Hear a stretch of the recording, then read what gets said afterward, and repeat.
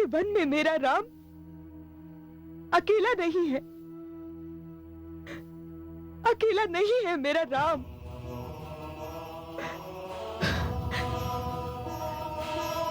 जा पुत्र, तेरी इस भावना पर आज मैंने तुझे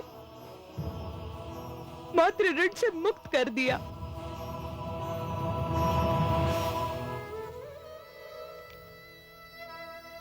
माता, आज सुमित्रा नंदन कहलाने पर मुझे जो गर्व है, मैं उसे व्यक्त नहीं कर सकता माते।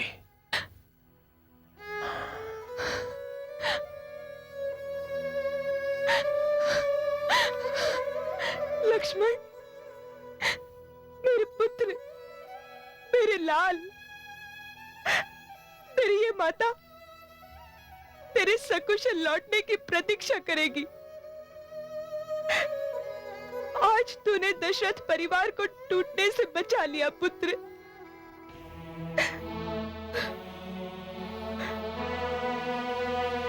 उस कलंकिनी कैकेयी ने भरत के लिए राज और राम के लिए वनवास मांगकर परिवार को तोड़ने का कार्य किया था।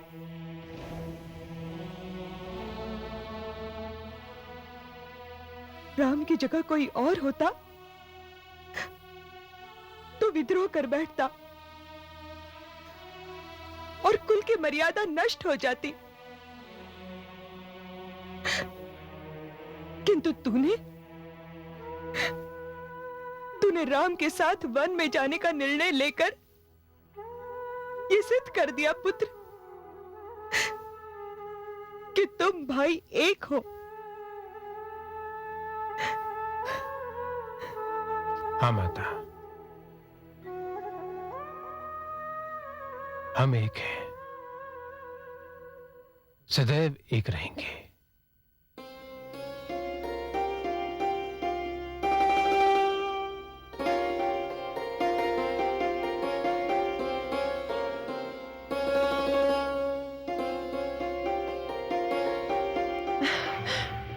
पुत्री, धाई मां, शपथ ग्रहण संपन्न हो गया? नहीं पुत्री, भाग्य बदल गए, दृश्य बदल गया, निर्णय बदल गया। अब मेरा भरत शपथ ग्रहण करेगा। जो अयोध्या का राजा बनेगा वही युवराज पद के लिए शपथ ग्रहण करेगा। अब मेरा भरत राजा बनेगा। ये अवध नरेश का निर्णय है। हाँ पुत्री। क्या? फिर जय श्री राम। वन जाएंगे। वन जाएंगे? हाँ, 14 वर्षों के लिए, 14 वर्षों के लिए। अच्छा पुत्री, मैं चलती हूँ। मुझे ये शुभ समाचार पुत्रवधु मांडवी एवं श्रुति कीर्ति को भी देना है। पुत्री, ये शुभ समाचार लक्ष्मण को अवश्य दे देना। हाँ, मैं चलती हूँ।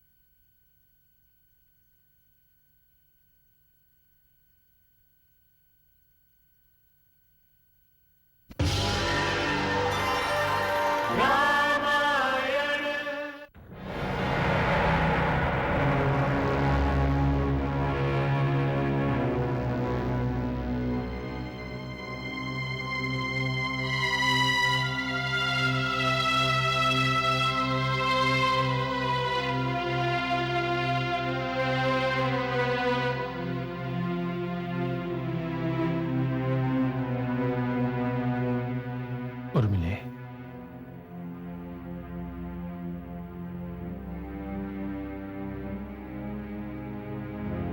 आर्यपुत्र, अपने कक्ष में प्रवेश करने में ये कैसा संकोच?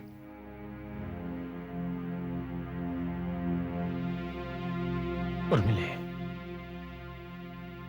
मैं एक धर्म संकट में हूं, तुम्हारी सहायता लेने आया हूं। धर्म संकट? कैसा धर्म संकट आर्यपुत्र? मैं इसे विधि का लेख कहूं या महत्वाकांक्षा एवं स्वार्थ का परिणाम, समझ में नहीं आता। उर्मिले, आज हमारे परिवार पर एक भारी संकट आया है। मैं जानती हूं आर्यपुत्र, धाइमा मंत्र आई थी और शुभ एवं अशुभ का संकेत देकर चली गई।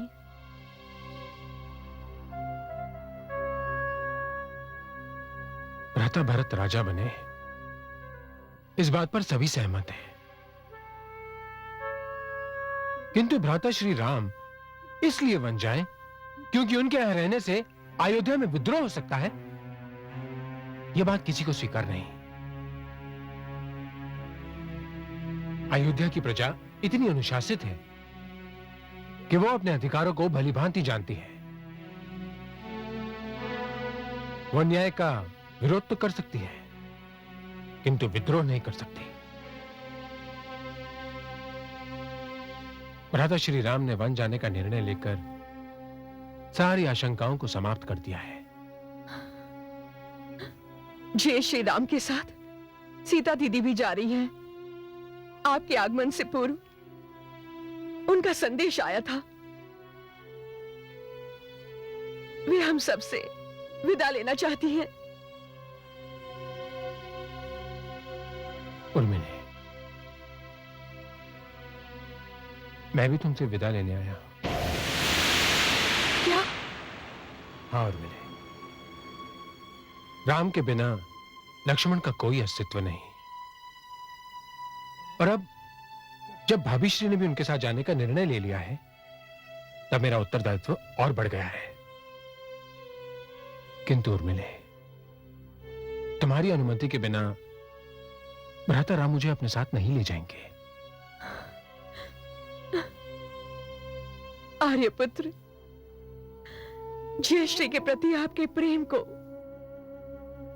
आपके समर्पण की भावना को मैं जानती हूं, किंतु मैं आपका धर्म संकट भी समझती हूं। मुझसे विदा मांगते समय आपको उन वचनों का स्मरण हो रहा होगा जो आपने विवाह के समय अग्नि के समक्ष मुझे दिए थे।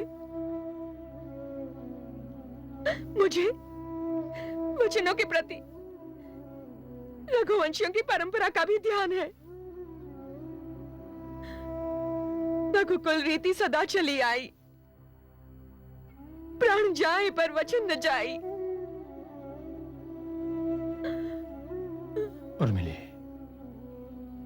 ये सत्य है कि विवाह के पश्चात में कोई भी अनुष्ठान तुम्हारे बिना या तुम्हारी अनुमति के बिना नहीं कर सकता।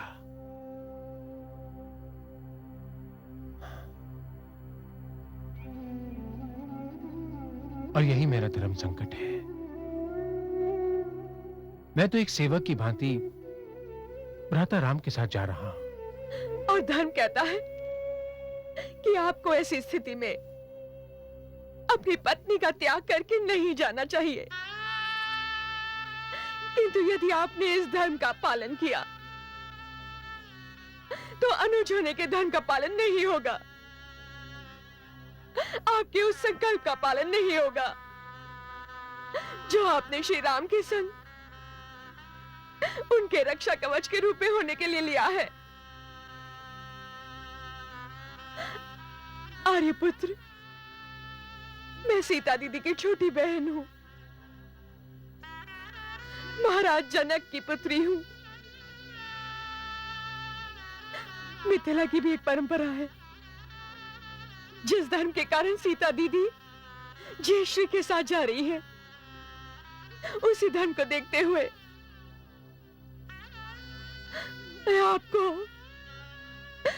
मैं आपको अकेले जाने की अनुमति देती हूँ, क्योंकि पति के संकल्प की पूर्ति भी पत्नी का धर्म है। जाइए आर्यपुत्र, यदि विरह मेरी नियति है तो मैं उसे धर्म समझकर 14 वर्ष तक आपकी प्रतीक्षा करूंगी। उर्मिले, ये लक्ष्मण तुम्हारा उपकार कभी नहीं भूलेगा। तुम्हारे इस त्याग ने लक्ष्मण को राम की सेवा करने का अवसर दिया है। तुम्हारा वियोग, तुम्हारी पीड़ा सदैव इस लक्ष्मण पर ऋण रहेगी। आर्यपुत्र, उर्मिले,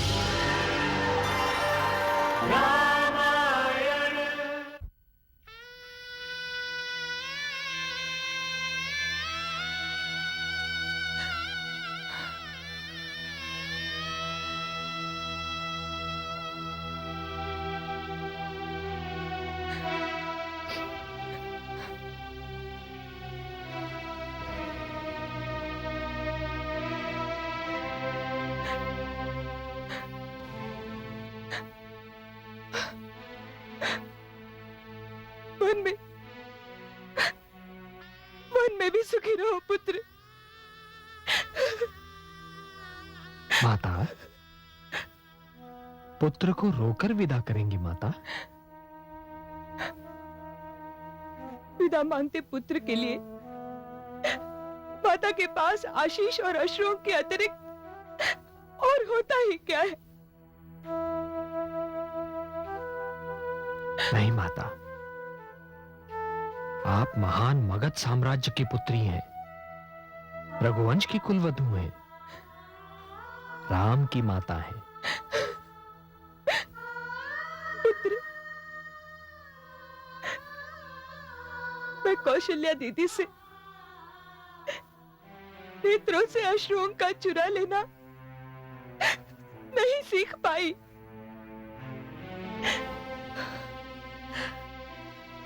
मेरा रोम रोम तुम्हें आशीष दे रहा है,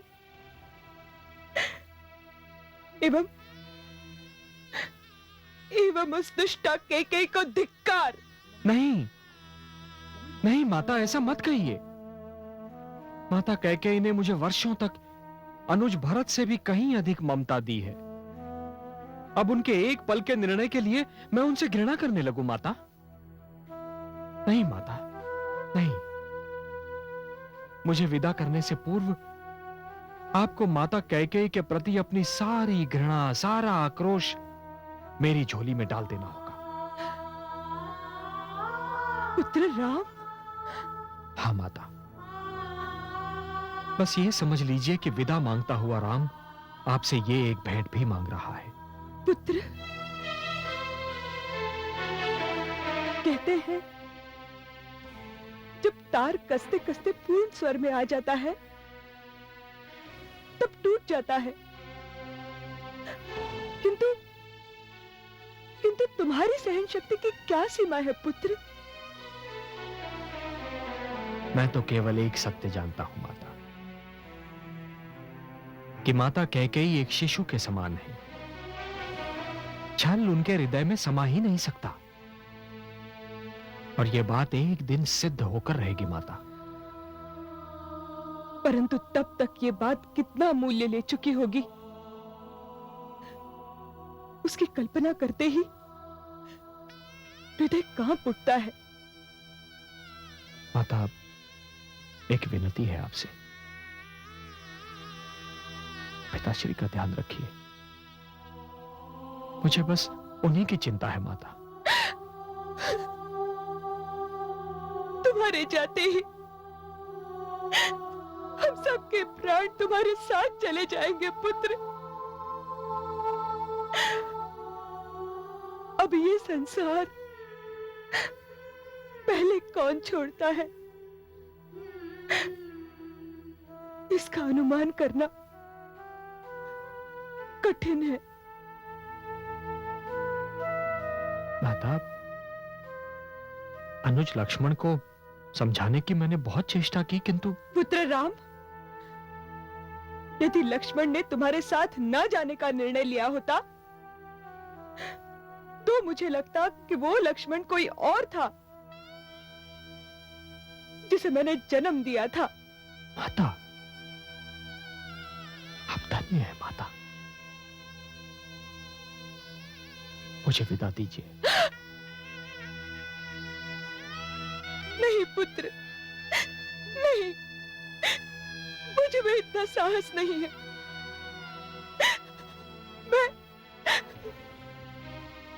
मैं तुम्हारी ओर पीठ किए लेती हूँ। अपने माता पर कृपा करो पुत्र, और समझो मैंने तुम्हें विदा कर दिया।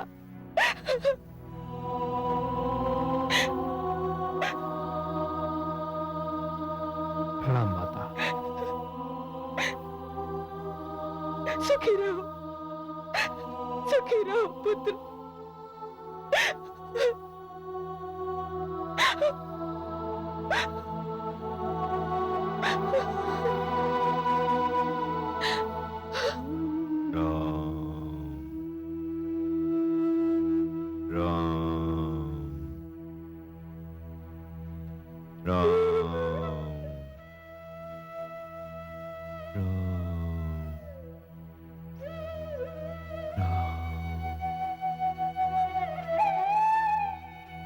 माताश्री,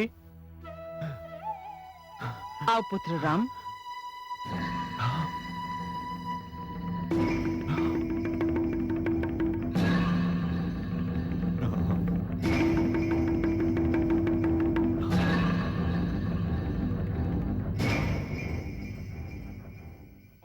प्रणाम माताश्री।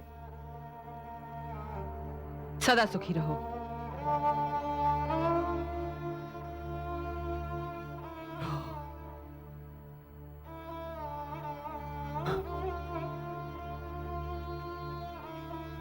पिताश्री, मैं आपसे विदा लेने आया हूं। नहीं पुत्र, नहीं। दशरथ के प्राण उसके तन से विदा ले जाएं, तब विदा लेना पुत्र, तब विदा लेना। पिताश्री, रघुकुल में वचनों पर संधियां नहीं हुआ करती। वचन मैंने दिए थे पुत्र, तुमने नहीं। किंतु पिताश्री, जिस पुत्र के लिए पिता ने दिए हुए वचनों का सम्मान नहीं हो, वो पुत्र कहलाने का अधिकारी नहीं होता।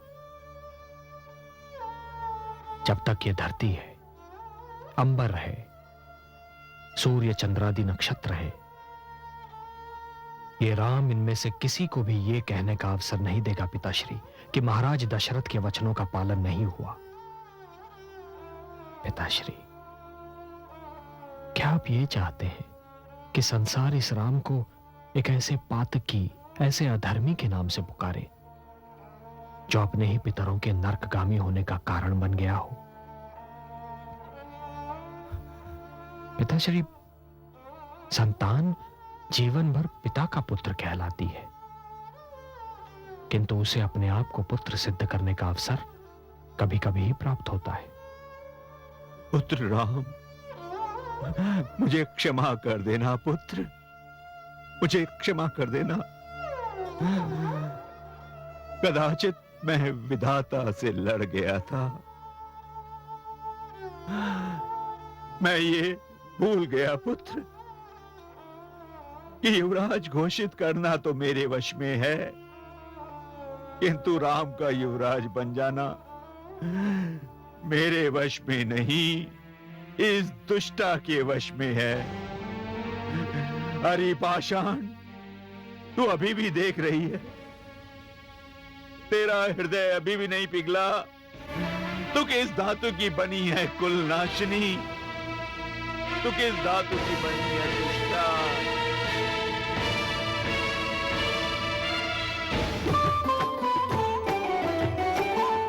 नैनन अगनि अधर विश्वर से, कैकेयी मन ही मन हर्षे। भय मति भ्रष्ट पाए न कोई, विधना जो चाहे सो होई। विधना जो चाहे सो होई।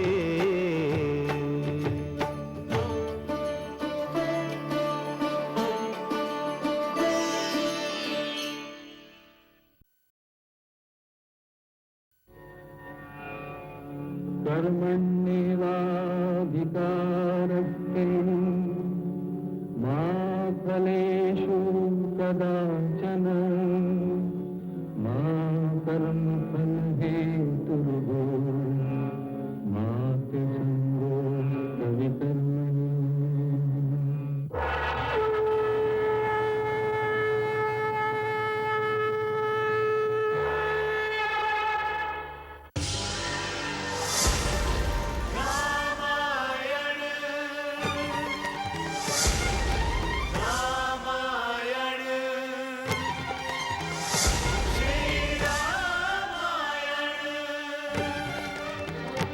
भारत की आत्मा रामायण, भारत की आत्मा रामायण है पावन गाथा। रामायण है पावन गाथा। रामायण मानव की प्रेरणा। रामायण युग युग की चेतना। रामायण रामायण रामायण श्री रामायण। कथा रामायणस्यापि नित्यं भवति यद्गृहे, तद्गृहं तीर्थरूपं हि दुष्टानां पापनाशनम्। जब जब हो ही धर्म के हानि, बाढ़ ही असुर अधम अभिमानी। तब तब प्रभु धरि विविध शरीरा, हरहि कृपा निधि सज्जन पीरा। है धर्म की व्याख्या रामायण, है धर्म की व्याख्या रामायण। मानव मर्यादा रामायण रामायण रामायण श्री रामायण।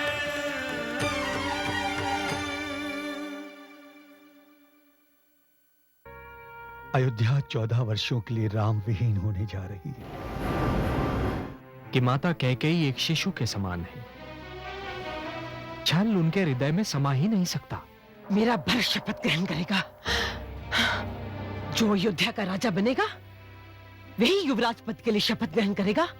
कि युवराज घोषित करना तो मेरे वश में है, किंतु राम का युवराज बन जाना मेरे वश में नहीं, इस दुष्टा के वश में है। पिताश्री, माता के प्रति कहा गया आपका एक भी अपशब्द आप ही की कीर्ति को घटाएगा पिताश्री। पुत्र, जब राम ही नहीं रहेंगे तो कीर्ति का क्या करूंगा? मुझे भी विदा दीजिए पिताश्री।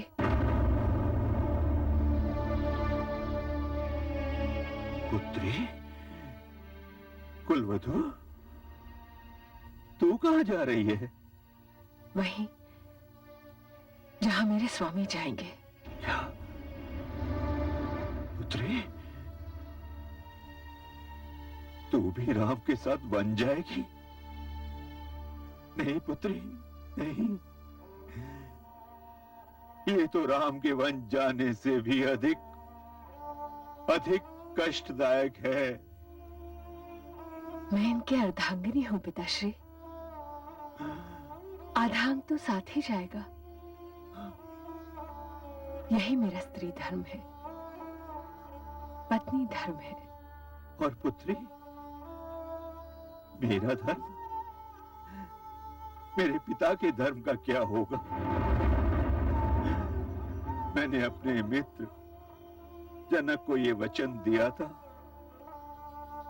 कि मैं तुम्हें पुत्र वधू के रूप में नहीं, पुत्री की भांति अवध लिए जा रहा हूं। मैं जनक को क्या मुंह दिखाऊंगा? मेरे वचन का क्या होगा? वो क्या कहेंगे कि पिताश्री वो कुछ नहीं कहेंगे। कन्यादान के पश्चात मुझ पर उनका अधिकार समाप्त हो चुका है। अब मैं रघुवंश की कुलवधू और आर्यपुत्र की पत्नी हूं। मेरा स्वर्ग इनके चरणों में है। ये चरण जहां जाएंगे मैं वहीं जाऊंगी। पुत्री, पिताश्री, आप इनकी चिंता ना करें। मैं भ्राताश्री के साथ वन में जा रहा हूं।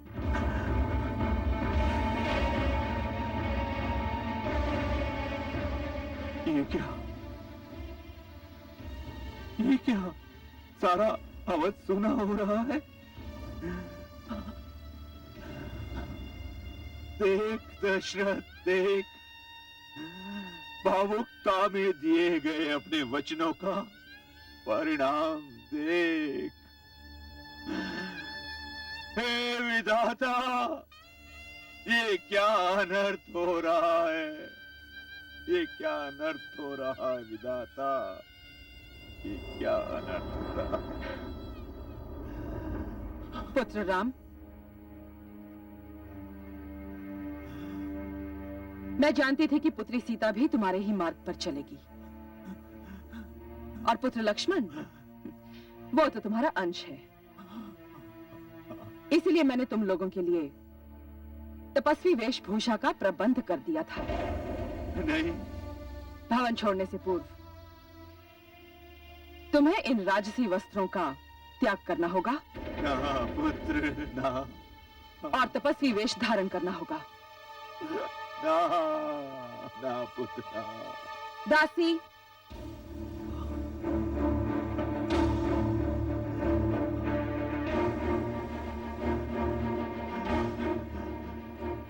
नहीं पुत्र, नहीं, नहीं, नहीं, राम, राम नहीं।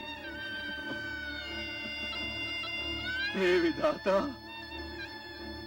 ये दृश्य देखने से पूर्व मैं मर क्यों नहीं गया? अपने पूर्व जन्म के किस पाप का प्रायश्चित कर रहा हूं मैं? मेरे समक्ष मेरे पुत्र, मेरी पुत्र वधू तपस्वी वस्त्र ग्रहण कर रहे हैं। मैं मर क्यों नहीं गया विधाता? मैं मर क्यों नहीं गया? मैं मर क्यों नहीं गया?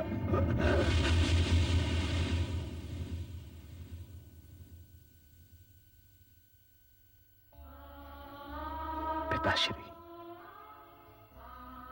विवशता की ऐसी घड़ी किसी भी पुत्र के जीवन में कभी ना आए जब एक पुत्र अपने पिता को मूर्छित अवस्था में छोड़कर जाने के लिए विवश हो।